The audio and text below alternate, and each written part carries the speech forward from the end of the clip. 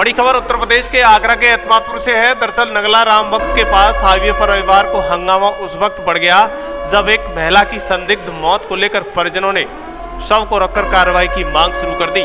दरअसल मृतक महिला की पहचान सुरमिला देवी 55 वर्ष के रूप में हुई। उनका शव 28 अगस्त को तोरा चौकी के पास नहर में तैरता हुआ मिला। पुलिस ने शव को कब्जे में लेकर पोस्टमार्टम कराया। वहीं परिजनों का आरोप है कि सुरमिला देवी की हत्या हुई है और इसके पीछे उनके पति वीरेश्वर और उनकी दूसरी पत्नी का हाथ बताया जा रहा है कि वीरेश्वर ने करीब 13 माह पहले दूसरी शादी की थी, जिसके बाद से परिवार में तनाव बढ़ गया। परिजनों ने पुलिस पर एफआईआर दर्ज न करने के आरोप लगाते हुए शव को नगला रामबक्स और निष्पक्ष जांच की मांग की है। पुलिस का कहना है कि इस मामले पर पारिवारिक विवाद से जुड़ा हुआ है। वहीं परिजन हत्या का आरोप लगाते हुए कार्रवाई की मांग पर अड़े हुए हैं। वहीं फिलहाल पुलिस ने पोस्टमार्टम रिपोर्ट के आधार पर जांच शुरू कर दी है और एफआईआर दर्ज कर ली है। लेकिन इस पर परिजनों का क्या कुछ कहना है, सुनिएगा। ये क्या नाम है? मेरा नाम नरसिंह सिंह यादव है। ये क्या घटना हुई है? घटना ये हुई है कि मेरा भाई मुझसे छोटा भाई है वीरेश्वर, इसने करीब 1 साल पहले दूसरी शादी कर ली थी पहली पत्नी के होते हुए, जिससे कि उसने एक बेटा भी है जिसका नाम अमित है। उसने दूसरी शादी कर ली थी और दोनों पत्नियों को लेकर घर से गायब था और ये बताया जाता था कि मथुरा में रह रहा हूँ मैं। जमीन का विवाद चल रहा था। उसकी जो पहली पत्नी है सुरमिला, उसके नाम से बहुत सारी प्रॉपर्टी थी। उसको धीरे धीरे वीरेश्वर ने कुछ बेच दी, कुछ अपने नाम बचे थे। अमित से भी विवाद चल रहा था कई बार। अमित उनका बेटा है, जो पहली पत्नी है उससे बेटा है वीरेश्वर का।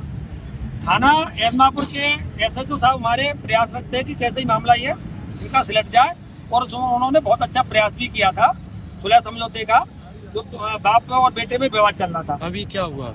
अभी ये हुआ है कि कल हमें 2 बजे के 3 बजे करीब सूचना मिली कि हमारी जो छोटे भाई की बीवी है उसने सुसाइड कर लिया है। हम लोगों ने जाकर तोरा चौकी में उसकी जांच की तो वहाँ मालूम पड़ा कि ये तारीख 28 को दिन के करीब 2 बजे डेड बॉडी वहाँ की पुलिस को मिली, जमुना जी में तैरती हुई। कौन से क्षेत्र में मिली? ताजगंज के पीछे नगला पेमा के पास। ये रहते कहाँ थे? ये रहते थे आवास विकास में। ये बताते थे मथुरा, सब लोगों को, पुलिस को भी यही बताते थे कि मैं मथुरा रहता हूँ। मगर ये कल जब मालूम पड़ा है कि ये आवास विकास के सेक्टर 7 में रहते थे। सेक्टर 7 जगदीशपुरा चौकी के अंदर आता है वो, जो वहाँ की आवास विकास की पुलिस चौकी है, वो थाना जगदीशपुरा के अंदर का। इसमें कोई गुमशुदगी दर्ज की गई थी? इसमें गुमशुदगी लाश की शिनाख्त होने के बाद, लाश की शिनाख्त पूरे परिवार वालों ने, सब लोगों को मालूम पड़ गया 2 बजे के करीब कल 30 तारीख को।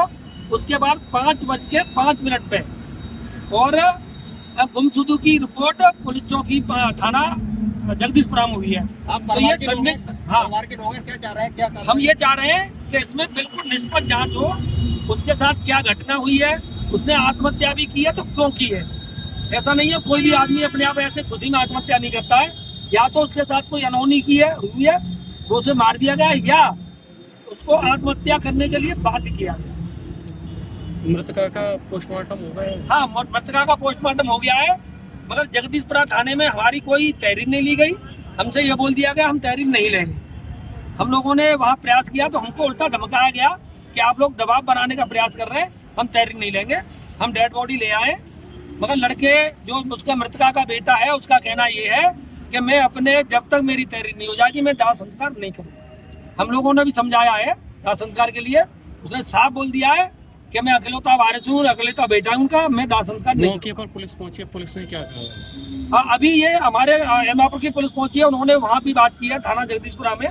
इनका प्रयास है कि वो एफआईआर हमारी लिखी जाए, उसमें आगे जो निष्पक्ष जांच होगी। हम ये नहीं कह रहे हैं किसी ने मार दिया, उसने आत्महत्या भी की है तो क्यों की है, इसकी जांच होनी चाहिए। तहरीर दी गई 3 दिन से कोई मतलब परिवार का सदस्य गुमशुदा हो जाता है और किसी परिवार के सदस्य को मालूम नहीं पड़ता है, कोई तहरीर नहीं दी जाती है, कहीं फोन भी नहीं किया जाता है। तो वीरेश हैं वो कहाँ हैं? वीरेश्वर अभी थाना जगदीशपुरा में हिरासत में।